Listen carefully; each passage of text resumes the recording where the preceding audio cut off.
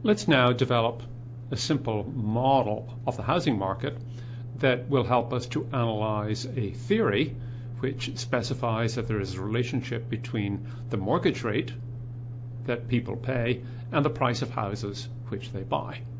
So here is our example. We are going to construct a model of a housing market, and this model, once we have developed it, may actually help us to make predictions about the way individuals behave when mortgage rates change.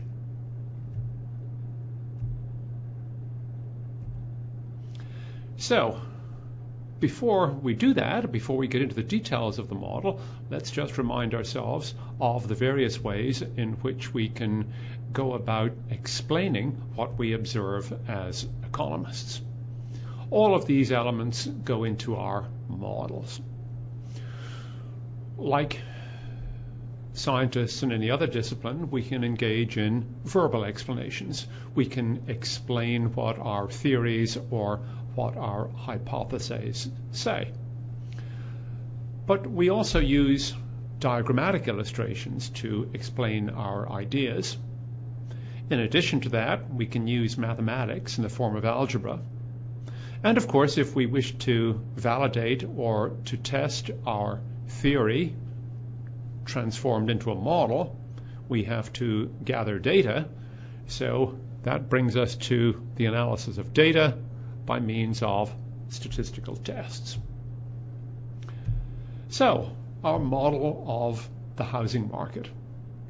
We propose in our theory that there is a causal sequence running from mortgage rates to the cost of buying a house, and therefore to the price of houses that exists in the marketplace.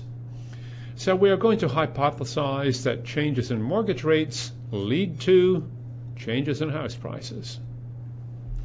How do we go about doing this? Well, we will construct a model, and we will construct a model on the basis of data that we gather, data for mortgage rates and house prices. So, if we observe in the data that house prices and mortgage rates are moving in a predictable fashion, we might reasonably infer that house prices and mortgage rates are correlated with one another, and perhaps even causally correlated with one another. We will then move to be able to using the model with prediction. So here's our model in a diagram. Suppose we start with a particular observation at a particular point of time, and we observe that when mortgage rates are 6% in the economy, that house prices are represented by a certain dollar value. We have house prices on this axis, and P1 will be the average price of a house when the mortgage rate is 6%. So what we will do is we will simply draw a point here, given by the gray circle, which relates the value of 6% on the mortgage rate axis with the price P1, a certain number of dollars, on the horizontal axis. So this is one point in two-dimensional space relating the mortgage rate to the average price of a house in the time period when the mortgage rate was 6%. Now suppose we come to another time period and we observe that the mortgage rate has changed, and that we observe also that house prices have changed. Specifically, if the mortgage rate that we observe has gone from 6% to 5%, and simultaneously we observe that the price of houses on average has increased from P1 to P2, then we could draw another point in this two-dimensional space representing that observation. So now we have 2 points in this diagram, and those 2 points suggest that there is a negative relationship between the mortgage rate and average house prices.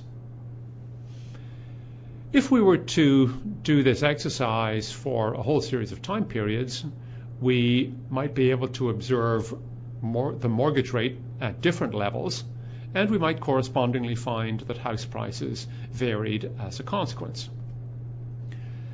Having done this, suppose we draw a line through the points. what would we get? We'd get something like that. In this instance, we just have 2 points, so it's very easy to draw a straight line through those 2 points exactly. If there were other points in this diagram, there is no guarantee that they would all lie exactly along the straight line that we have drawn here. However, we can grasp the general idea here. If we gather data on variables that we think are correlated, or variables where one causes the other, and we can draw a line through the points, then that is suggestive of a relationship between the two variables. So, in general, a fall in the mortgage rate leads to an increase in prices. So, in this instance, there is a negative relationship between the two variables. It is negative because the line slopes downwards. So, we can conclude this simple illustration by saying that with all other things held constant, that is to say we haven't changed anything in the world other than the mortgage rate and allowed the house price to vary, the downward sloping line represents a negative relationship between the two variables. So the previous representation of the model was in graphical form, but we could also write the model in simple linear algebraic form. We could write an equation for the line that we have drawn through the 2 points relating the mortgage rate to the price of houses. And we will do that presently.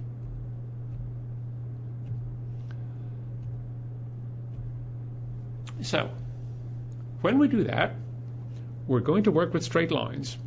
You notice that we didn't draw a curved line through the 2 points we had earlier on, even though there was no reason to believe that the line would be absolutely straight if we were to have more observations linking mortgage rates to prices. But there is something nice about straight lines when we want to work with economic models. The critical aspect of a straight line is that it is very easy to work with algebraically. It can be described completely by its slope and by the value of one of the intersection points with the axes. So we will write an exact mathematical form for the equation corresponding to the line we had in the previous diagram very shortly. First, let's examine the different kinds of data that we might use in the construction of an economic model.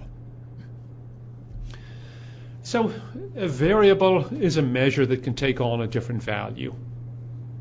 And data are the actual values that these variables take on. We can have different kinds of data. We can have data that come in time series form. We can have data that come in cross-sectional form. Or we can have a combination of the two in the form of longitudinal data. Let's start by taking an example of data that are in time series form.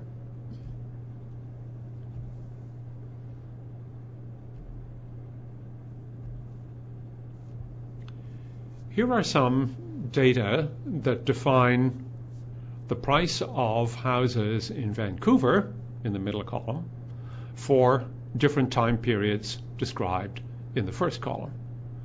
So Q1 in the first column refers to the first quarter of the year between 2006 and 2012. So, for example, we have a table of house prices by time period here.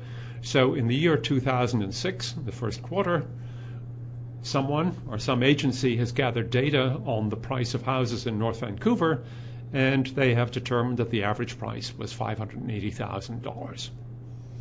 If we move forward in time, and the same exercise has been done in the same neighborhood, and the data have been tabulated, then what this table tells us is that by the time 2012 quarter one rolled around, the price of a comparable house in the comparable area had gone from $580,000 to $870,000. So this then is a very simple tabular representation of data that link house prices to time. So this is an example of data that are in time series form. Column 3 over here, we will look at this presently. the data here are in the form of a price index, and price index forms have certain attractive features which we will explore. And the source of these data is given in the footnote below the table. We could also represent these data by a plot or a graphic.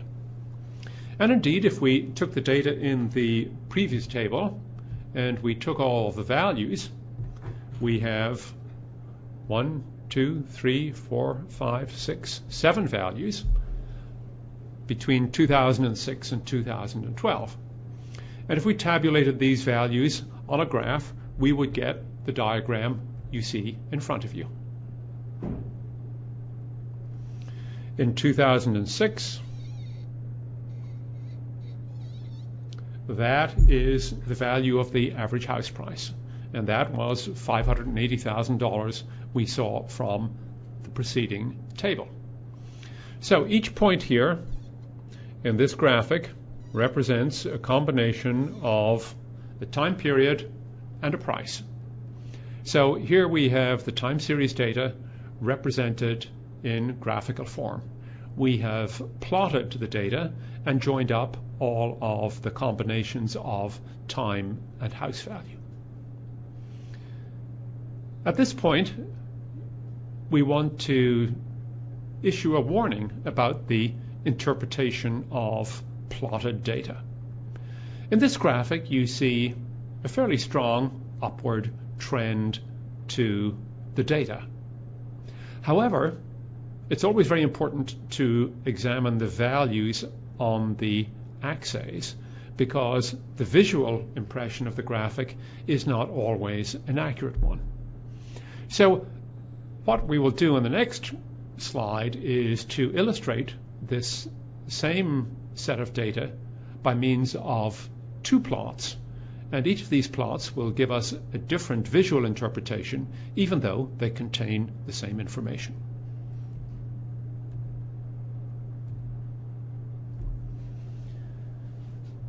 If you look at these data, or if you look at these plots, you will notice two things about them.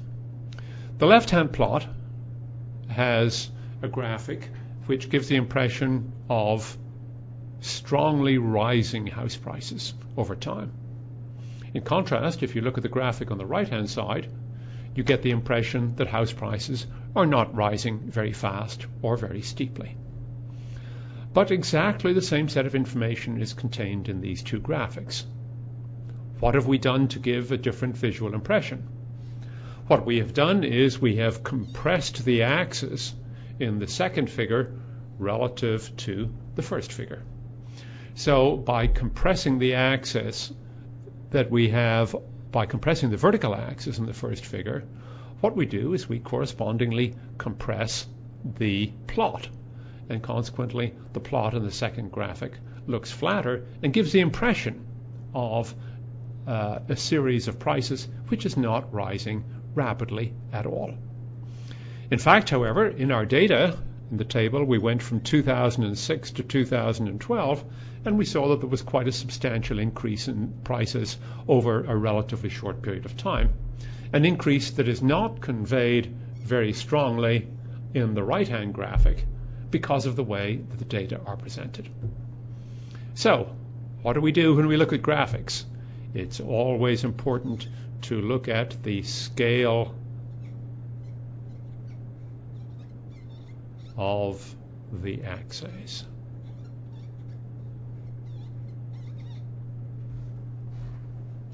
Do not be confused by the fact that a graphic has a steep slope to it or a flat slope to it. That may be indicative of something important, or it may be just a trick used by an advertising agency.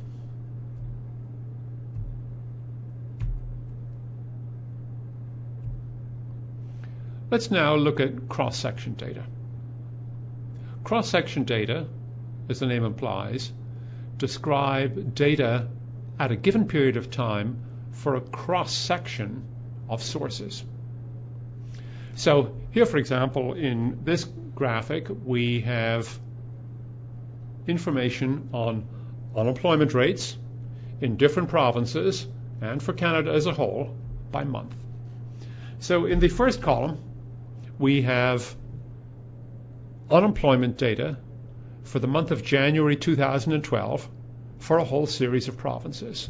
So these data define a cross-section of the Canadian economy at a given point in time.